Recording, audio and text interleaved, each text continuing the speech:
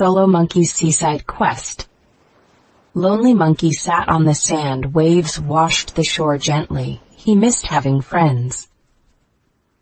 He saw seashells scattered around. He thought they looked lonely too, so he started collecting them.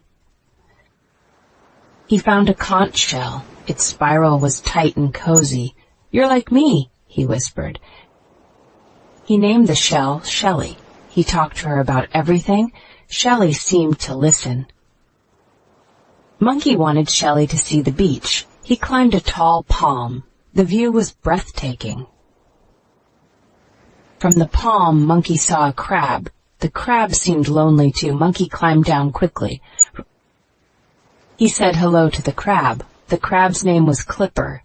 Clipper was shy but friendly. Monkey introduced Clipper to Shelly.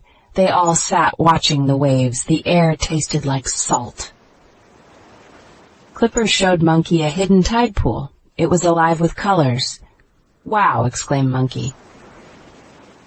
In the pool, they found a starfish. It was stuck upside down. "Let's help it," said Clipper. They gently turned the starfish right side up. It slowly walked away. "Goodbye, star friend," Monkey smiled. Monkey realized he wasn't lonely anymore. He had 2 new friends. The beach felt like home. Each sunset, they gathered together.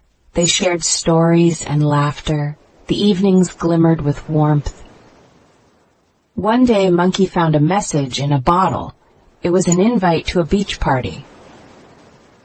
Excited, Monkey showed Clipper and Shelly. "Let's go together," he said. They agreed happily. The party was full of animals. Monkey, Shelly, and Clipper joined in.